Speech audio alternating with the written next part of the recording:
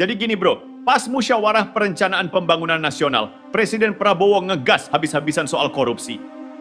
Dia ngomongin Harvey Mois, si suami artis yang katanya nyolong duit negara sampai 300 triliun rupiah.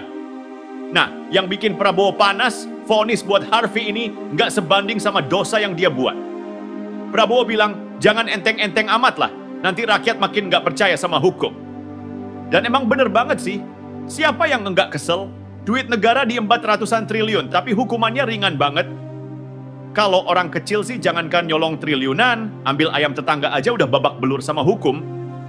Di acara itu, Prabowo nggak cuma sindir Harvey, tapi juga ngasih kode keras ke hakim-hakim. Tolonglah, jangan bikin keputusan yang bikin rakyat marah. Gua ngerti hukum kok, tapi yang kayak gini nggak masuk akal. Katanya sambil sedikit bercanda, tapi nadanya tajam.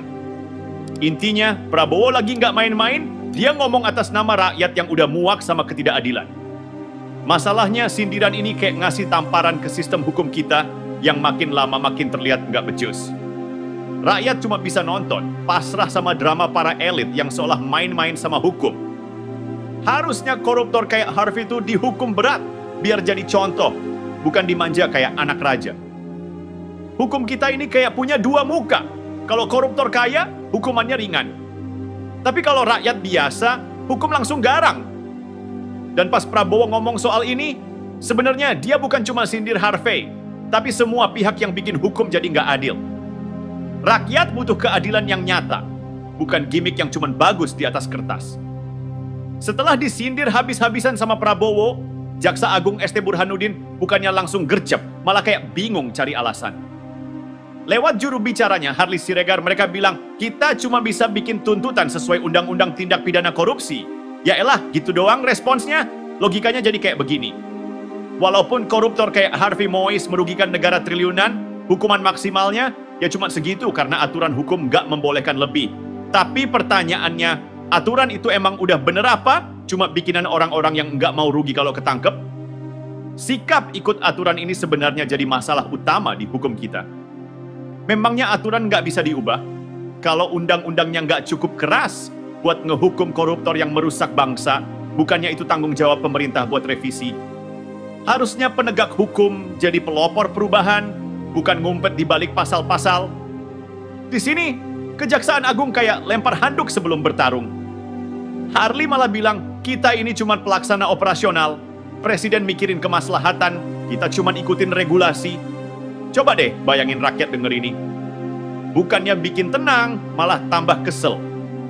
Kayak bilang, ya udah, kita nggak bisa apa-apa, salahin aja undang-undangnya. Padahal, kalau mau jujur, ini tuh tentang kemauan. Kalau Jaksa Agung beneran peduli sama rasa keadilan rakyat, harusnya mereka push untuk banding atau bahkan usul revisi UU biar hukuman koruptor lebih berat.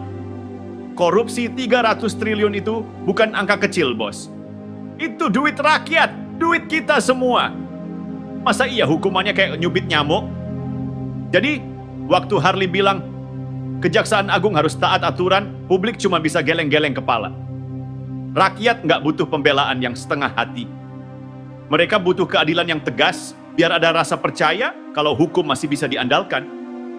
Kalau sekarang aja udah nyerah, gimana ke depannya? Prabowo angkat suara lagi, kali ini lebih emosional. Dia ngomong soal ketimpangan yang udah jadi rahasia umum. Rakyat itu ngerti kok, katanya. Rampok duit negara ratusan triliun, cuma dihukum segitu doang. Jangan-jangan di penjara ada AC, kulkas, TV kayak liburan. Satu kalimat itu kayak ngasih tamparan keras ke semua pihak yang terlibat. Kita semua tahu ini benar. Orang kecil aja kalau ketangkep nyolong mie instan, bisa dihajar habis-habisan sama hukum. Tapi, giliran koruptor yang merugikan negara triliunan, mereka dapat perlakuan istimewa. Vonis ringan, fasilitas di penjara mewah, bahkan kadang bebas bersyarat lebih cepat. Ini sih bukan hukum, tapi parodi. Prabowo ngomong dengan nada yang bikin rakyatnya ses.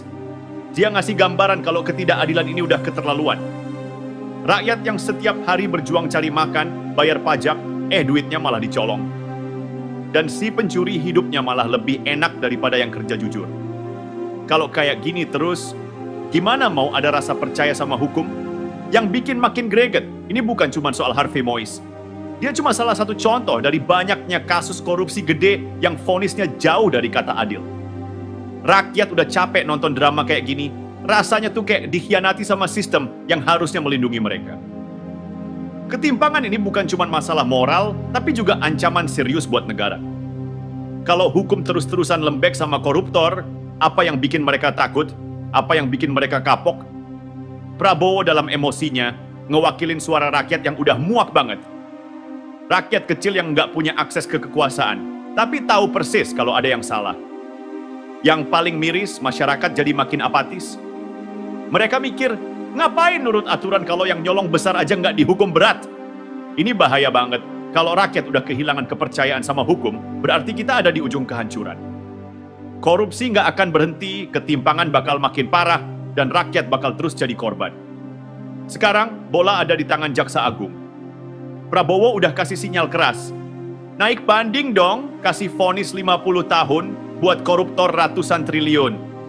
Tapi pertanyaannya, bakal ada aksi nyata atau cuma jadi angin lalu? Soalnya rakyat udah bosan dengar janji tanpa bukti. Ini bukan cuma soal satu kasus Harvey Mois, bro. Ini soal kredibilitas sistem hukum kita yang lagi diuji habis-habisan. Kalau koruptor kelas kakap kayak Harvey dihukum ringan, apa pesan yang mau dikasih ke rakyat? Nyolong gede aman kok, asal duitnya banyak. Kan parah banget kalau gitu. Reformasi hukum itu wajib sekarang juga. Jangan cuma diam di zona nyaman, berdali aturan kita cuma segini. Kalau UU Tipikor udah nggak relevan buat ngehukum koruptor ratusan triliun, revisi dong. Harus ada gebrakan nyata dari pemerintah, jaksa, dan semua pihak yang mengaku-ngaku mau bersih-bersih korupsi. Prabowo udah nyalain alarm. Sekarang tugas Jaksa Agung dan pengadilan buat ngerespons tantangan ini. Jangan cuma diam kayak robot yang cuma ikut aturan. Hukum tuh harus punya jiwa, harus bisa ngewakilin rasa keadilan rakyat. Kalau nggak berani ambil langkah tegas, siap-siap aja lihat hukum Indonesia makin kehilangan martabat.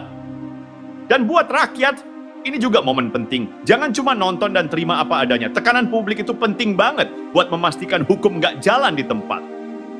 Kalau kita semua diem, mereka yang salah bakal terus lolos. Korupsi nggak akan pernah habis, dan kita bakal terus jadi korban. Reformasi hukum itu nggak mudah, tapi bukan berarti nggak bisa. Yang dibutuhin sekarang adalah keberanian buat bertindak. Kalau sistem ini nggak berubah, kita cuma ngasih lampu hijau buat koruptor generasi berikutnya. Jangan biarkan hukum kita jadi lelucon. Kalau koruptor kelas kakap kayak Harvey masih bisa leha-leha, kita semua yang rugi. Saatnya bergerak, bos. Hukum yang kuat itu nggak cuma buat rakyat kecil, tapi juga buat ngeberesin elit-elit yang merusak bangsa.